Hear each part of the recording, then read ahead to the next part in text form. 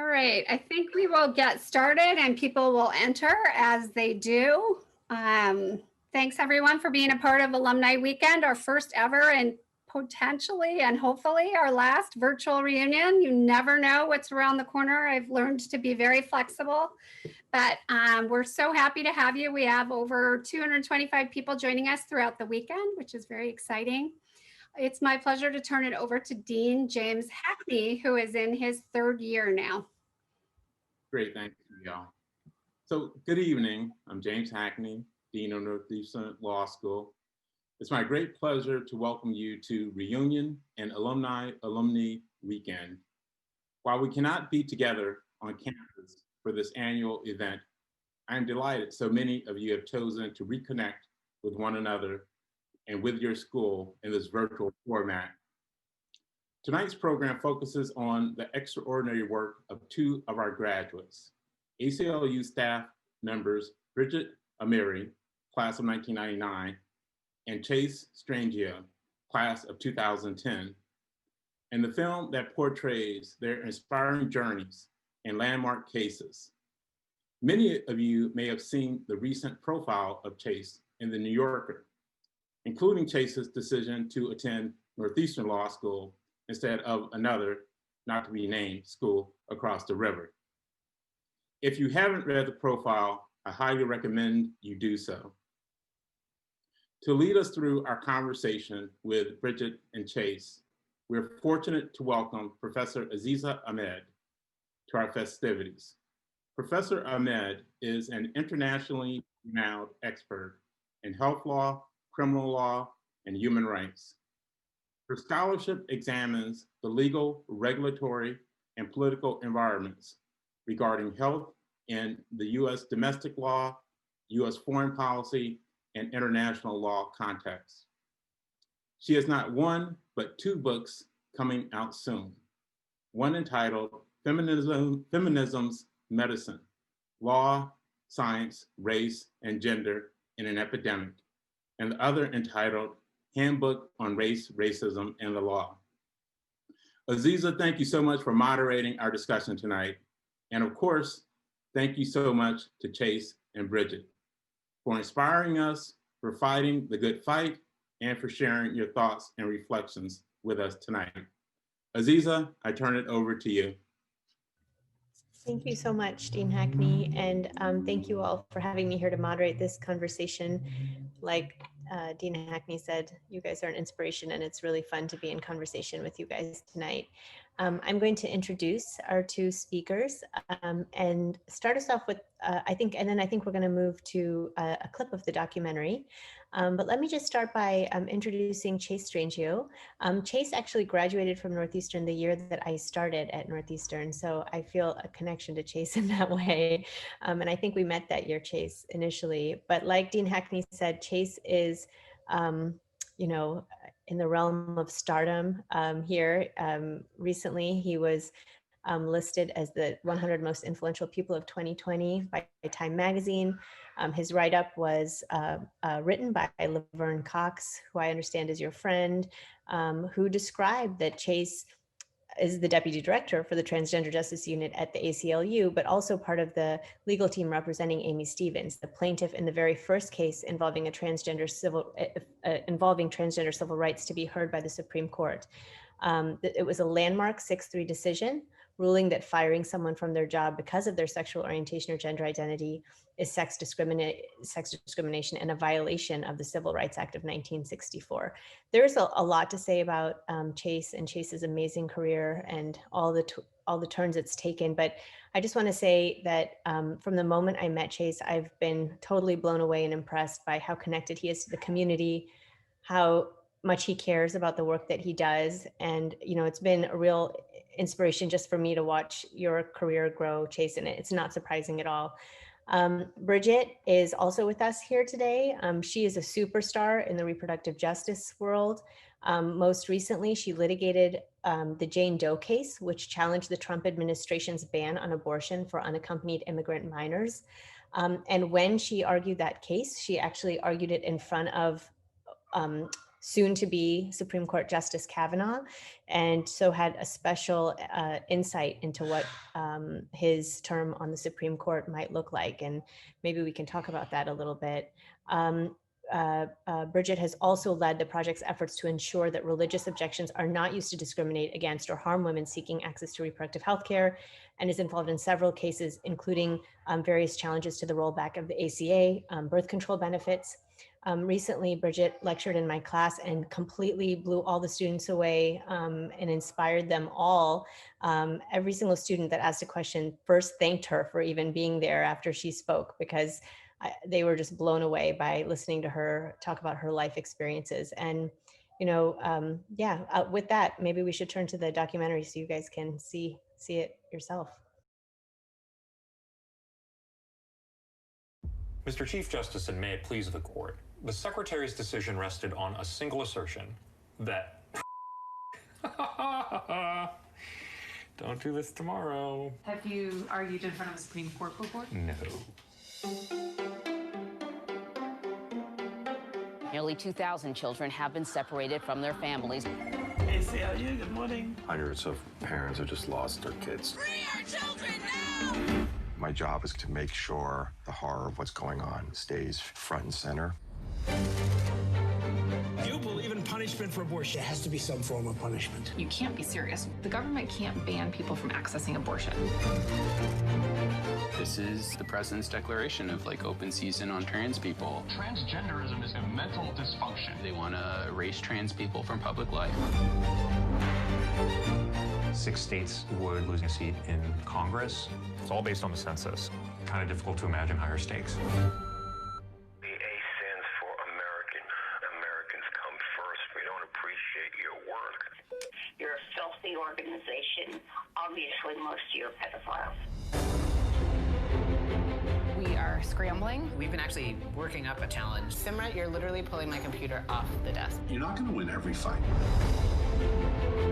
Just thinking on my own kids, it's just inconceivable. People say, why don't you go work at a law firm? Why have this level of stress riding on your shoulders? If we lose this case, I don't know what Roe versus Wade means. President Trump wins. What happened, Maya? 3 minutes. I can't go on right away. We will go back into court. We will them up. All I've ever known how to do is fight, and so we just keep fighting. That's what we do. We are here right now. If I'm not going to be a civil rights lawyer right now, in this moment, when?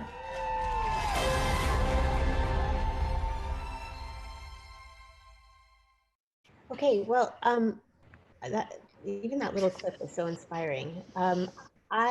Maybe I can start with a question. Is that okay, Miel? Yes, of course. Okay, sorry, my screen was looking a little funny, so I wanted to make sure everything's okay. All right, so Chase, I'll just start with you. I'll ask you this question, and I think then we'll get to watch a little bit of a clip from the documentary that features you. But what was it like for you to get thrust into the public eye this early in your career? It's a lot of pressure to have your lawyering and your life under scrutiny while you're just, in a way, you're just getting started. Yeah, no, well, so first it's nice to be here. I have such a fondness for Northeastern, and I love doing things with Brigitte, and we are often, the ACLU is not known for hiring Northeastern grads, but we have a lot of pride that we bring in. So just wanted to say that. And yeah, I started working at the ACLU in 2013. So they started filming this about 4 years into my time there and 7 years into my career as a lawyer. And at the time I already had actually done a lot of public work. I had represented Chelsea Manning and had done a documentary in her case, and was really resistant to being a part of this documentary because I felt like I already was feeling so scrutinized and not able to sort of defend my time to gain hard litigation skills and develop myself as a lawyer. And so I was very resistant, but it also felt like something that I had to do in part because there would be no trans lawyers on screen in a trans case if I hadn't done it. And so it was very much like part of the way that I conceptualize my work, which is to use like my experience in the world and my personal narrative as part of the advocacy that I do. And this sort of became a part of that. And over time, I sort of grew a fondness for participating in the film because of my colleagues and because of the filmmakers. But definitely, it's hard to feel like what is the line between sort of using yourself and your story as the advocacy tool and then developing the other tools that, you know, other lawyers might have more time and access and opportunity to develop. And in the, you know, there are things, I think we're going to watch a clip, but, you know, this was also several years ago, and there are things that like I wouldn't say now that I said then. But it also like it featured a case that I was not lead on, and I didn't want to, for a lot of political reasons, wasn't thrilled about even being a part of, but sort of did sort of grow to connect with the fight against the Trump administration on this issue, even though military inclusion is not like the thing that drives my sense of trans justice. It still is obviously vital for employment of, you know, it's, you know, the military is the largest employer in the United States. So, you know, making sure I could defend the ability of trans people to continue to serve and have their benefits felt really important. But I do think it is really hard when you're 3 years out of law school and you're representing a high profile litigant and all of a sudden you're more than just a lawyer, you're sort of like a representative of a community. It takes away from your ability to sort of hone your skills in other ways. Mm-hmm. Thank you. Yeah, thank you. That's really interesting. Maybe and I think the clip actually shows a little bit of that. I've not had one person be anything but supportive. Like, if there's anybody here that has an issue with me being trans, I'm not aware of it. The military is very much a family for me. That's kind of being taken away from me. You know, I have people tell me all the time, military service is a privilege, it's not a right. I would argue that by virtue of my performance, by virtue of my ability, and by virtue of the fact that I am qualified to be in the military and have been for 11 years, that I should stay.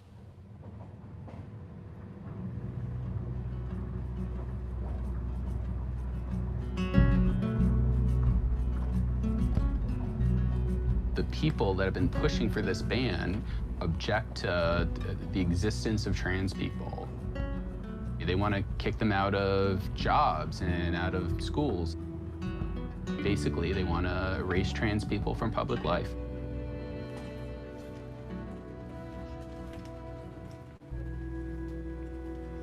If your whole body and identity is sort of the contested site of the conversation, it's really hard to then put it out there. It's easier for me to like watch Josh do an argument and do a great job because Josh knows how to do it. And if we get a good ruling, like, then I will have been brilliant. And if like we get a bad ruling, the fate of the trans community is all your fault. Yeah.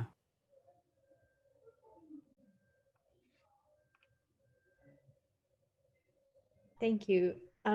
Brigitte, maybe I can ask you a similar question. I mean, you're a more seasoned attorney, but you know, it's a similar question. What did it feel like for you to have your, you know, work and life suddenly be under public scrutiny?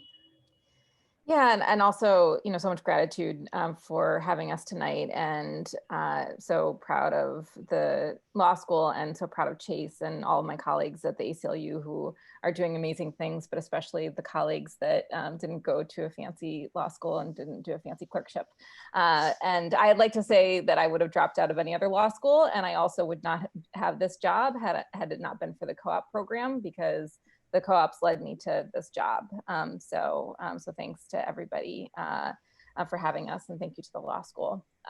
So when the filmmakers first asked me if they could start filming, it was a really intense period in the Jane Doe case, and there was already like a tremendous amount of media attention. And I think part of the reason why we agreed to do media on top of the litigation itself is because we understand that the public education piece of the work that we do is so critically important. We can hold the line in courts if we're lucky to stop bad things from happening, but for true progress, for real progress, we need hearts and minds and people in the streets and voting and a whole level. We need all the tools in the toolbox. And so I think all of us agreed to do this movie on top of everything else because we know that the public education piece of it is so critical for the movements. And so I just kind of was like, oh, just throw it in. I also had not seen Wiener yet when I agreed. And then I went to these are the filmmakers who did Wiener, which is a great documentary. Don't get me wrong. But, I was a little apprehensive at first and I was definitely on guard.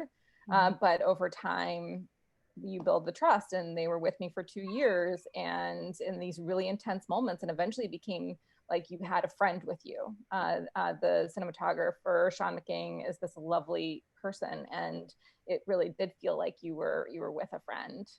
Mm-hmm. That's amazing. We're going to watch a clip too for you, Brigitte.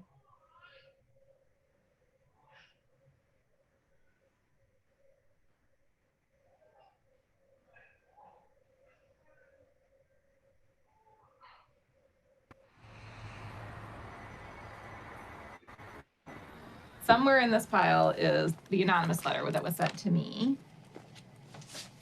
This is it. My name is handwritten in pencil, misspelled. So I can read parts of the letter, but I can't read all of it because it has some identifying information. It says today is 12/17. There is a girl at blank shelter in blank state. She wants an abortion, but ORR will not allow it.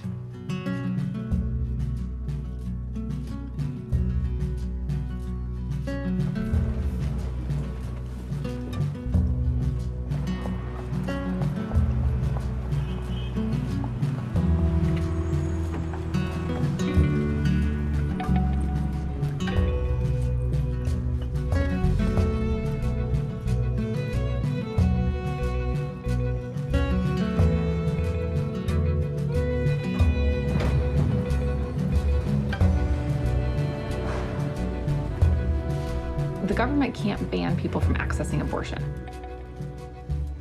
I called the Department of Justice when I found out this was happening, and I said, you can't be serious. You cannot be physically obstructing someone from accessing their constitutional right to an abortion. And they said, so sorry, that's our client's position. And I said, well, then you will not be surprised when I challenge it in court. I want to know how he was appointed, who contacted him, how he came to work for ORR, things like that. Yeah. And then it's like, who has he talked to about abortion?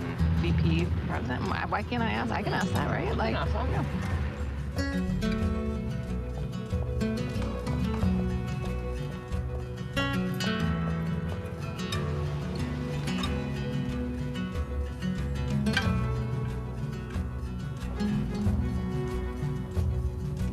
Porter, please swear in a witness.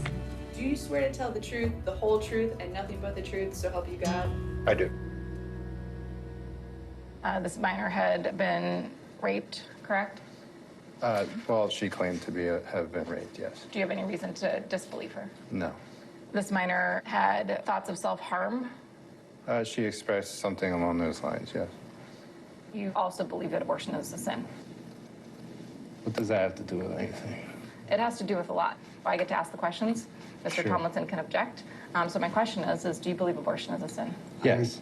Can object. He's testified in the past that he does not let religion guide his job. I'm trying to understand what the policy really is here with respect to abortion requests. Okay, then let's talk about the policy. Okay. I'm trying to understand whether there is any abortion request that you are ever going to approve. And the answer, which I've answered, is I don't know.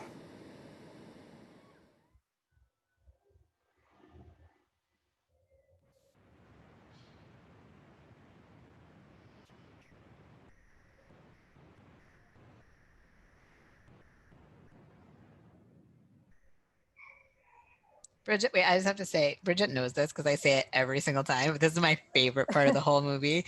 And it's just, first of all, getting videotape depositions of government officials, especially evil government, as someone as horrible as Scott Lloyd, is just in and of itself amazing to have. But then Brigitte is just such an incredible lawyer and does such a good job with this deposition. And I just feel like it's so valuable to have this and for people to see. And I think Bridget's my absolute favorite litigator, and I just love this scene. So everyone should definitely watch the whole film, but it's a treat that you got to see at least that part. Thanks, Chase. Lloyd's horrible face. He's an awful human being, and it took every ounce of energy to control my rage. But I knew my rage was not going to make me a more effective questioner. So. And if people don't know, the Trump administration tried to sanction Brigitte at the United States Supreme Court after this and personally went after her, and she just held steadfast and kept being the amazing advocate that she is. So yeah, for sure. There's lots of stuff there. I didn't know that. I assume other people didn't. Can you talk about that a little bit, Bridget? Yeah. So 9 days after Jane got her abortion, the Trump administration filed a cert petition to the Supreme Court, signed by then Solicitor General Noel Francisco, accusing my colleagues and me of misconduct. They claimed that we misled them about the timing of Jane's abortion in order to thwart their attempts to take our victory to the Supreme Court and block her from getting the abortion. And then they asked for our victory in the Court of Appeals to be declared moot. So they were successful in the mootness aspect of it because she did get the abortion. Her claim for abortion was moot and she was no longer in government custody. She did continue on to be the class representative. And that's also one of the things I just want to acknowledge is her amazingness, her courage and bravery that she stood up to the Trump administration. And after she obtained the abortion, continued on with the case because of her steadfast belief that this should not happen to anyone ever again.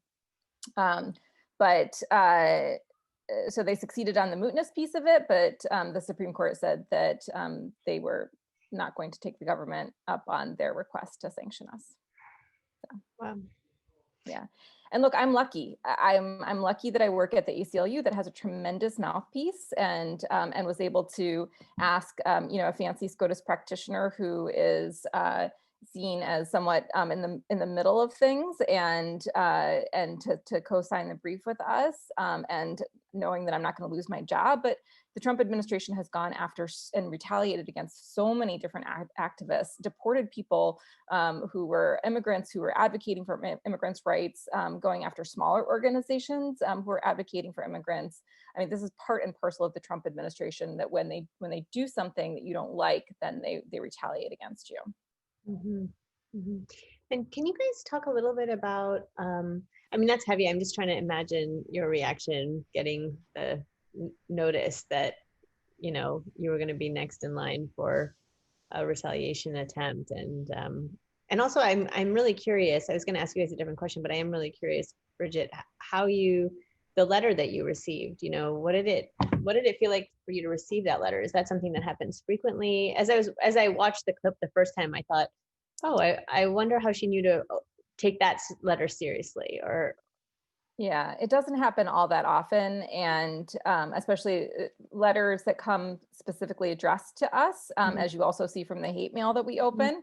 We get our mail, and we don't get so much of it that we don't open it, and so I got in actually one of our sister organizations, this much smaller organization that works in the community on the ground in a state, got a similar letter. So at the same time, and actually she received her letter first. And so she called me and then the next day I got my letter. And there was enough information in there for us to figure things out, but we were getting information throughout. The story is a little bit of an amalgamation of the different young women that we represented. Jane Doe is obviously the centerpiece, but we represented 4 individual young women on an emergency basis to try to access abortion before we were able to get the class action. And they all had slightly different stories and came to us in slightly different ways. I see. Okay. And this is the question I was originally going to ask, which is for both of you really. But when Trump was elected, the ACLU kind of became the face of the resistance initially. It was this "we'll see you in court" became the thing everyone was sort of hanging their hats on and hoping for as the way to get out of what people were predicting. Although I actually don't think many people predicted it would get this bad. I was curious about the pressure you felt working at the ACLU at that time, even if it was from peers or colleagues or family members or people who looked at you guys and thought, you're going to save our country, you know?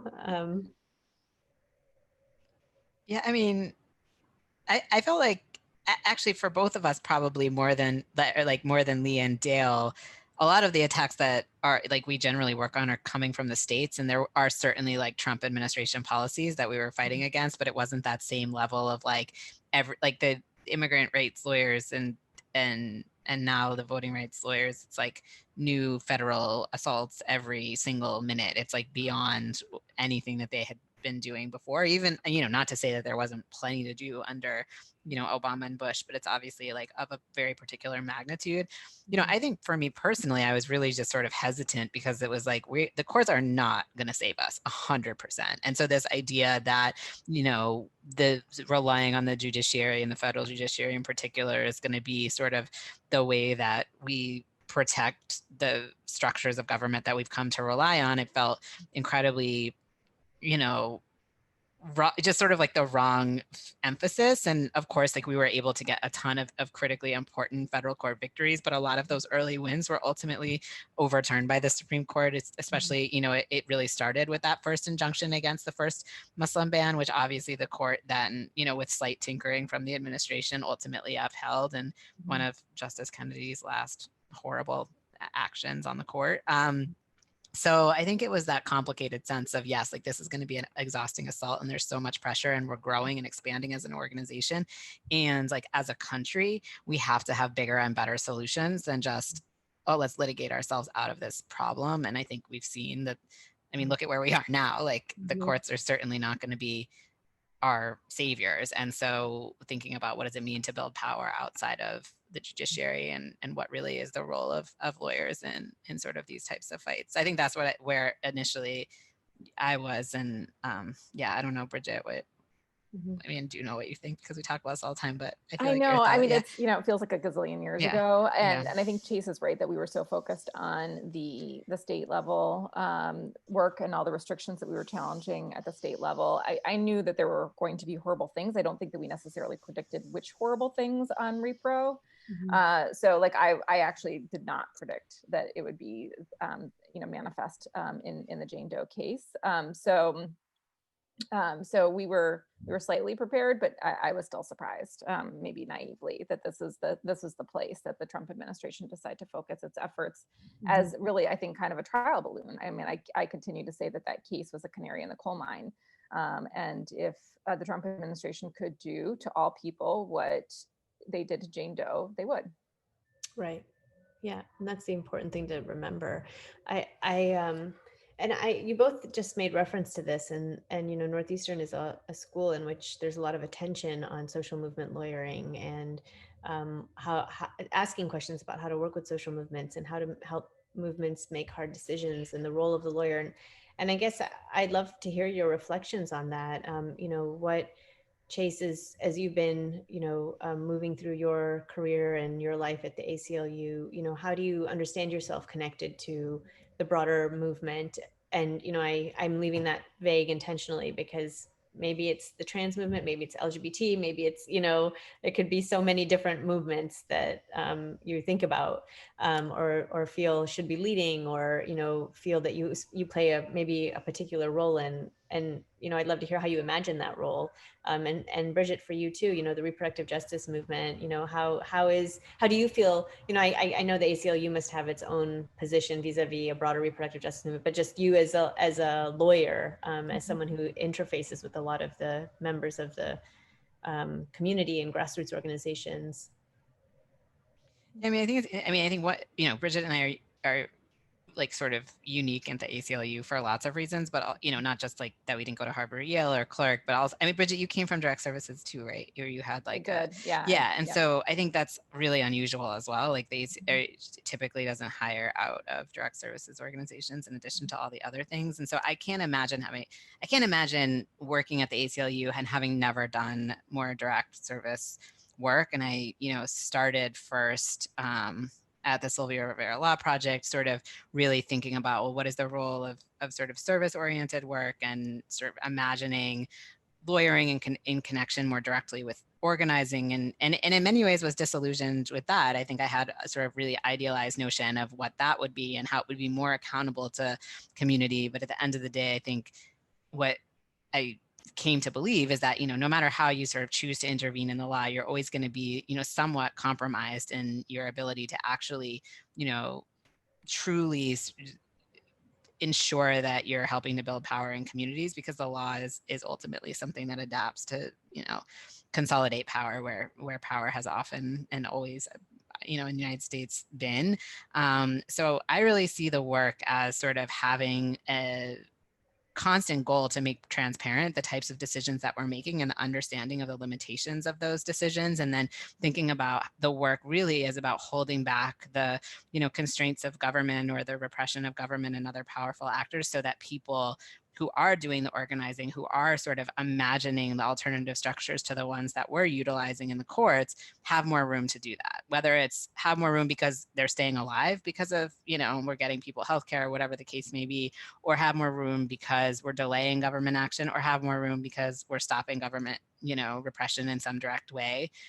That's sort of how I'm imagining the role of myself and an organization like the ACLU, but that would be true even in an organization like the Sylvia Rivera Law Project. So that's sort of how I think about it. Mm-hmm. Yeah, that's really interesting. Yeah, and similarly, I mean, I am a reproductive rights lawyer. I work at a reproductive rights organization. We are, really focused on the formal right and ensuring that the right to abortion and contraception primarily stay intact, and keeping the clinic doors open so that people can get the care that they need. But that doesn't mean that we're not a part of the broader reproductive justice and health community as well. And so, one of the things that, I think a few things are incredibly important in that is recognizing the limitation of the formal right. I mean, Roe versus Wade is a farce for the people who can't access it. It doesn't mean anything to people who live in certain parts of the country where it's as if Roe versus Wade wasn't ever decided, because there isn't an abortion clinic because of all of the other restrictions that have not been able to be challenged or have been upheld by courts, and because of systemic poverty and racism and other obstacles in seeking care. So I recognize that the formal right does not mean actually accessing the care, and that when we do partner with organizations like reproductive justice organizations, really listening to them and listening to what they're experiencing in their communities, and talking about the ways in which they want to partner. And so, for example, Sister Song, which is an amazing reproductive justice organization, is a plaintiff in 3 of our cases, and we are able to raise their membership and the communities that they represent through the context of our lawsuits and challenging abortion restrictions, and really emphasizing what the impact is on Black communities. So there are ways in which we partner. And the third thing I will say is just, in addition to this limitation, really making sure that people do not understand, people do not glorify the work that we do. And I'm saying this even though we're in a movie, which is weird to say, but the infrastructure that people have built to make sure that people can get access to abortion, whether it's the abortion funds that pay for the funds, the childcare, movement across state lines or intrastate where they have to travel hundreds of miles, is already in place. And it's going to be so critically important to invest in that infrastructure even more as the formal right gets eroded and there are fewer opportunities for people to get care that they need. And maybe, I think it would be, I think people would love to hear, Brigitte, from your perspective, where you think things are going with reproductive justice. I mean, you just alluded to that, that we need the infrastructure to provide people care in the event that, we see serious legal setbacks to accessing abortion, even more so than we have now, because as you said, of course, even with Roe, many people lack access to services. Yeah. So yeah, maybe I can give you. Sure. I mean, it feels bleak right now, and I'm not going to sugarcoat it. I mean, I've been a public interest attorney for 21 years, and I've been doing repro work for 19 of those years. So it is the first time in my career where I feel like losing Roe versus Wade is actually a possibility. And that is really frightening for what it's going to mean for us to keep the clinic doors open and the availability of abortion. And so I think that we're really going to see in the next year or two what happens. And I can also be the optimistic piece of it also is that there are other organizations that are looking at ways for people to manage their own abortions and making sure that people will not be criminalized for managing their own abortions. So a shout out to If, When, How for their work in that. And I think that piece is also going to be incredibly critical as well, as will state constitutions and state courts. I think that, this upcoming election, I remain hopeful that maybe we'll see some state Supreme Courts flip and that might provide some opportunities for protections as well. Thank you. Chase, maybe, you mentioned right at the beginning that you kind of had to warm up to the case that you were working on because it was a military case. And I guess I'd love to know a little bit more about the type of work that you see coming down the pike for trans rights, but also the kind of work that you personally would love to take on as moving forward. You mentioned employment really briefly, but you mentioned that in the military context. I wasn't sure if you meant it in another context as well, or the range of things you would love to work on. Yeah, I mean, I think I just have such a complex relationship to the military in general, and the LGBT movement, like many movements, has sort of focused in the mainstream legal aspects of the movement, have utilized certain types of interventions as a site to put a lot of resources, and coming off of the marriage equality fight and then the fight to repeal Don't Ask, Don't Tell.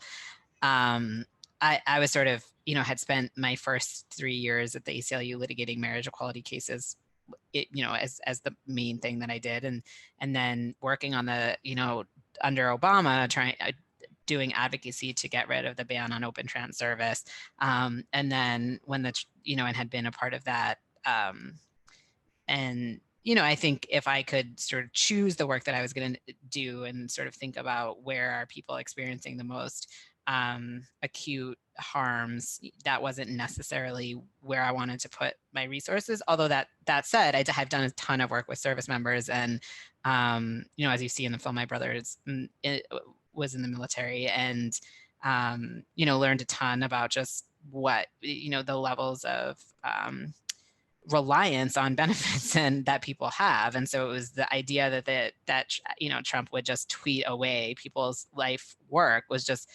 appalling to me. And I definitely felt like it is a righteous case. It's still ongoing. But I also, like many of these cases, there's a ton of resources going to fight Trump policies as a general matter. You can see there's many of these cases, there's multiple cases filed. There's multiple, nationwide injunctions, which is great. But that does mean that other work is not getting as funded or as emphasized. And I think for me and then I'm just trying to remember the chronology. Time has really lost all meaning. And that, that those cases are still going and they're still in the district court in discovery. But yeah, I mean, I think that there was just so many different types of attack coming from the state and the federal government at that time. And it was just trying to figure out, well, where can we do the most to stop things without making horrible law, and sort of what is the trajectory of the federal courts? And obviously that's a calculus that's just increasingly complex. For me right now, I think really after the Bostock decision and spending, the last year are just spending a solid year working on that at the Supreme Court, looking at ways to make sure that we're going beyond just formal equality demands, and thinking about, well, what's going to happen in states, particularly if Trump does lose. We're going to see a significant backlash with attacks on trans people in state legislatures. So really gearing up to continue to fight the bans on trans people in athletics and think about what is the relationship between these sex verification norms that come out of a very, colonial, international set of regulations, and they're being imported and have, pretty significant implications for the ways in which the government regulates and sexes people's bodies. And then we're also seeing, sort of analogous to a lot of the history around the regulation and criminalization of access to abortion, these new laws that are that aim to criminalize the provision of healthcare for trans minors, which will just be absolutely catastrophic. That would just cut off care for people and criminalize the providers, and in some cases the parents and the young people themselves. Yeah, and I'm just thinking about all the things you just said and how much work you have to do and how much work you both have to do and we all have to do. And it made me think about your children who we see in the documentary. And I maybe you can, I see actually that some of my students are here, and I'm thinking about them too and how they're imagining their future life. And I'm wondering how you handle it. I thought that scene, Chase, where Sydney is what you call your little one, right? Simran is, pulling the computer off of the table. It's so sweet, and we've all been there. And I'm, especially now, yeah. Yeah, especially now. Yeah, you can hear the screaming in yeah. the background. Yeah. So yeah, I'd love to hear how you guys have been managing all of this. Yeah, I think all of us, there's 5 lawyers in the film, and we all have young kids. And that's just a huge part of the challenge. It's part of what makes it doable, because, it's like such an important change of pace and perspective. And, and like I had, my kid was born when I was 29 years old, which feels like really young in a lot of ways. And so I started at the ACLU. I was, 2.5 years out of law school with a newborn baby. And I just feel like my career has just been like the most chaotic set of learning curves all at the same time. And I think you just never really know, like, sort of what's going to fall into place when. And I do think, I felt such a calling to do the work that I do. And I didn't feel like I could, both because of my personality, because of my access, and because of, the needs of the community, felt like just so driven to do it. Although I will say, like, it's taken, I think quite a significant toll on me in a variety of ways. 10 years out of law school, feeling like, whew, what is, I still feel like I haven't unpacked my Barbary books. And so I think it's just, it's a lot to take on. Hi. On cue, of course. Yeah, so naturally, always. So yeah, I think it's just, it's like one of those things you can't totally predict, but you're always sort of, trying to balance. And I do think one other thing I'll say is, the impact of the work itself, and just sort of the content of the work, and how that's like sort of come into the home, and sort of what, like when Chelsea was in prison and I was constantly, having this client in crisis, not, and then before that had many clients in crisis in a variety of ways. I didn't, I think it's really hard to figure out, like, what are the boundaries, and sort of how do you set yourself up to sort of have a whole sense of self all the time, but you're traversing between these different spaces. And you have to compartmentalize very significantly in the workspace, but you don't want to compartmentalize yourself off as a parent. And that, I think, is just a really complex set of challenges. Yeah, it definitely is. That was a really good description of, I think, how all of us are feeling, except you're feeling it in a documentary that many people are going to watch. Brigitte, yeah. Yeah, and I think we also have the added piece of the threat of violence, and what does that mean, to do this work and be deciding to do this work, making the deliberate decision to do this work, knowing that people hate you and that people will threaten you. And so that's, I think, on top of everything else, how you navigate that and trying to figure out what decisions to make about how much to put yourself out there to have your kid in this movie because of that.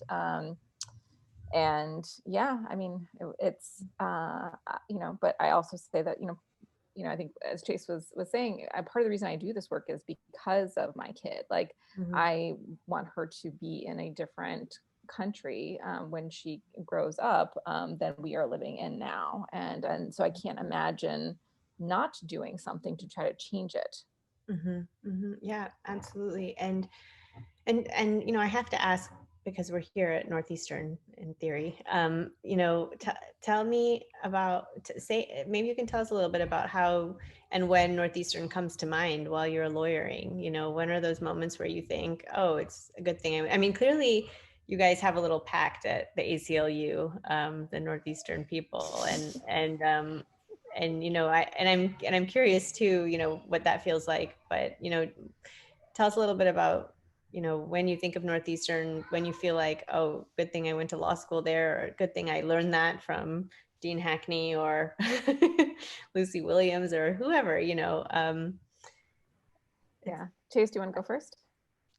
Sure. Yeah, I mean, I think it comes up in a lot of different ways. I definitely I definitely remember being like, I know Lucy Williams gave me a sample complaint and I should, I wish I still had that because I feel like Fed courts was really we're definitely we definitely have a job that most closely resembles law school. Many people, it's we do actually read appellate decisions and, civil procedure and Fed courts and constitutional law are pretty important for our practice. And I do think, I'm really grateful for the education that I received at Northeastern. And I think, I will say I remember getting hired, and I definitely was not for many ways, I was hired to be a trans lawyer in some ways, and that was needed. And, we can talk about what it means to sort of be tokenized in particular ways. And lots of people in the legal profession have that experience. And it's not an amazing experience at all, but it's also if you just seize the opportunity and say, well, no, I'm gonna,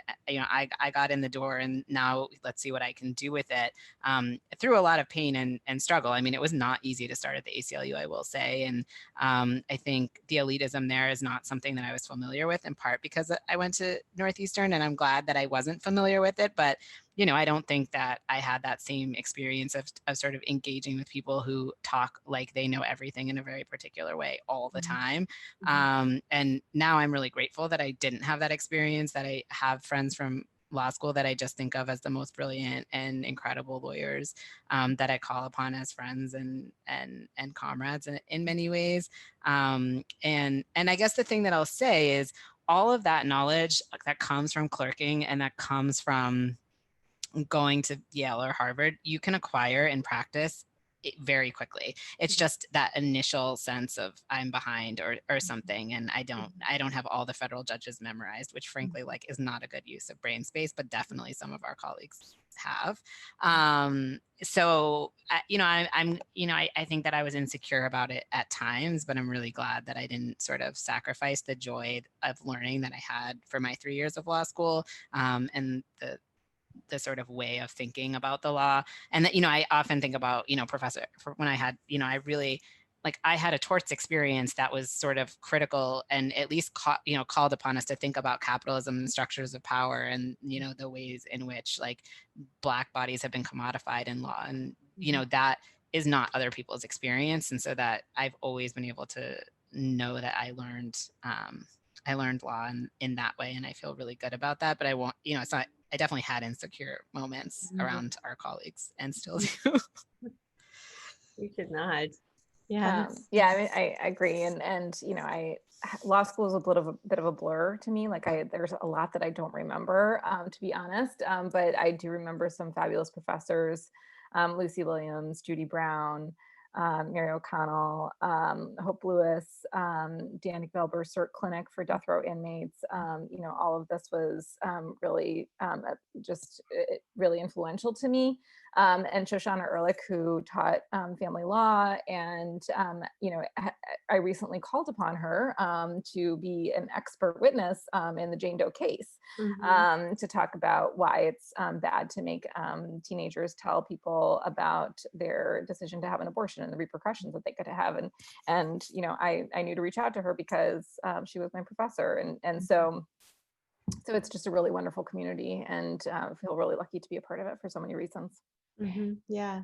And, Chase, you mentioned, and I thought I'd take up your offer to talk about it some more, but you mentioned this idea about putting yourself on the line and the kind of connection between oneself and one's lawyering and the movement you belong to. And I would love to hear. I mean, I know that was a lot of actually of what the New Yorker profile of you was about, and maybe it's an opportunity just to talk a little bit about the profile as well. But how all that lines up for you, and Bridget, for you too. When you're out there lawyering and people are threatening your family and yourself, and you say you're doing it for your daughter, it becomes really personal. And I'd love to hear also from your experience how this lines up for you, or yeah. Chase, do you want to? Yeah, I mean, I think it is a lot of what I talk about in that piece. I mean, I will say it was definitely not something that I was really inclined to do initially, and my first experiences sort of being in the media were horrible. And my whole first 2 years that I was a lawyer at the Sylvia Rivera Law Project, we essentially had a policy not to talk to the media because everything that you ever said about trans people came out horribly, and the work was undermined.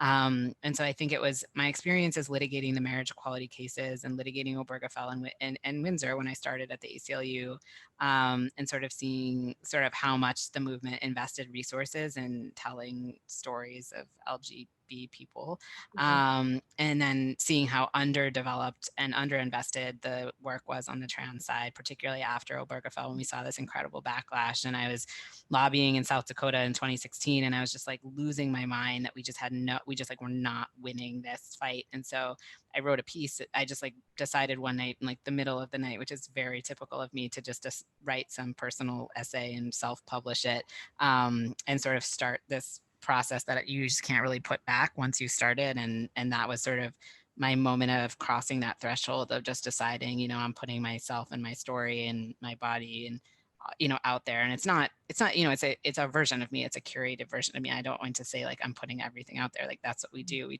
make strategic calls about how and when. But that's what I've done, I think, pretty significantly over the last 4 years. And sometimes it feels very effective, and sometimes I hate it, and it feels like you get a lot of feedback, both positive and negative, and all of it is draining. But it has been, I think, really instrumental in my advocacy in terms of just the public discourse. And then the other thing is, when you're in these depositions or you're in court and they're talking about trans people and there are no other trans people but you, and maybe your clients, but in our cases, a lot of times your clients aren't even there. There is some value in just making it very known that being you have to say this to my face. And especially because I litigate against, counsel like Alliance Defending Freedom, who truly fundamentally believe that trans people shouldn't exist. They now, and they will say that in court, but there is this way where it is somewhat tempered when they have to look you in the eye. And I remember the day of the argument, in Amy's case, we're in the back SCOTUS area, and, John Bursch, the person arguing for ADF, and Noel Francisco, who was also our opposing counsel in the HB2 case in North Carolina, they have to shake your hand and look at you, which creates a different set of stakes than if there were no trans people in the room. And it just feels important to keep putting it out there. But I can imagine so difficult to be that person also, that having to sort of stand up and say, well, shake my hand. That's hard. Brigitte, did you want to say? Yeah, I mean, I just, huge gratitude for Chase and for our colleagues who are lawyering as part of their identity. And I recognize that is, that is a extra burden and an extra stressor that many of us don't have, including me. And so, I would say that, Chase used the word that he's called to this work. And I would say that all of us do feel that, when someone asks me why I do this work, sometimes I can't even really articulate it, because it's just, I'm so drawn to it. It's so compelling to me that I feel like in some ways, like I almost like don't have a choice in the matter. I mean, I know I do, and I'm quite lucky that I do have a choice, and I make that choice every day to continue to do it.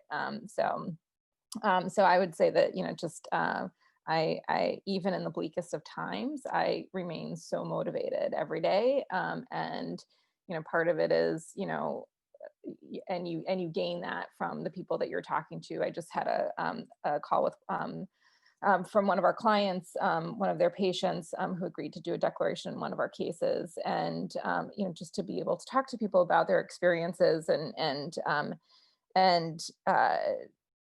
hear their stories. It just motivates me, because every day that we can keep clinics open is a day that people can get the care that they need. And even if we lose that at some point, obviously it'll be devastating, but in the meantime, right now, people can get the care that they need. Wow. Well, I guess, I mean, I think our hour is almost up, so I should probably thank you both for being here, and thank you for being such an inspiration to all of us, and to the Northeastern alumni, and to the students who joined the call. And, maybe now that the Kardashians have retired and you guys are used to cameras following you around, just throwing it out there. But no, seriously, I mean, thank you guys so much. It's really been an inspirational evening, and I can't wait to watch the documentary. And I hope everyone else gets a chance to watch it too. Yeah, thank you so much for having us, and thank you for supporting the film. And hopefully will become a historical tale that we never have to repeat. Let's hope so. Thank you. Thanks for educating us. Thanks, everybody. I'm going to pop on for 1 second. I wanted to thank all three of you. Aziza, you did a terrific job moderating. It was really, really interesting conversations. Brigitte and Chase, you're really our heroes. You're doing such important work, and it really just means a lot to your school. We have a lot of pride in the work you're doing. And the film is amazing. I had chills. I had goosebumps. I cried. It was just really, really a terrific film. So I hope everybody watches it. I wanted to just everybody give a big round of applause. Very, very impressed. Loved the conversation. Loved the clips too. So thank you for helping us secure those. If you have a chance to ask a question, you could write us, etc. We will try to get those to Brigitte and Chase. But thank you for doing all the hard work. We hope to see many of you tomorrow. Our day starts at 9 a.m. with Dean Hackney kicking us off, and then Mass Senate President Karen Spilka as our keynote conversation. Many thanks to all of you. Bye. Good to see you, Chase. Bye, Brigitte. Thanks, Lisa. Thank you. Take care, everybody. Thanks for being with us on night one.